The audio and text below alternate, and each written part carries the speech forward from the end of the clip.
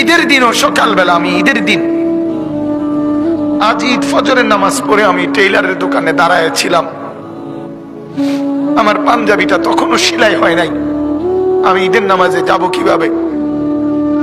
আমি সেই অভাবে সংসারে বড় হয়েছি। তারপরও কোনোদিন বাপ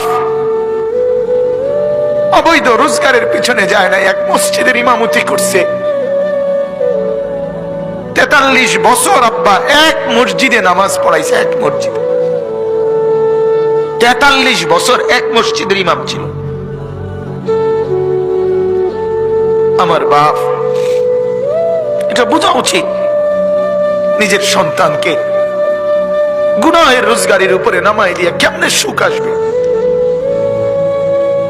নিজের ঘরে হারামের সুদের টাকা, ঘুষের টাকা, চুরি টাকা, ডাকাতির টাকা, ওজনে কম দিয়ে ঠকবাজি করে, প্রতারণা করে, মিথ্যা বলে, ধোঁকাবাজি করে, নেশার সামানা বিক্রি করে, মদের উপকরণ বিক্রি করে, জুয়ার সামগ্রী বিক্রি করে, মানুষকে ঠকাইয়া প্রতারণা করে, মিথ্যা বলে যে টাকা আপনি ঘরে আনলেন, আপনি অনেক মানুষকে কষ্ট দিয়ে আপনার ঘরে সুখ আসবে কেমনে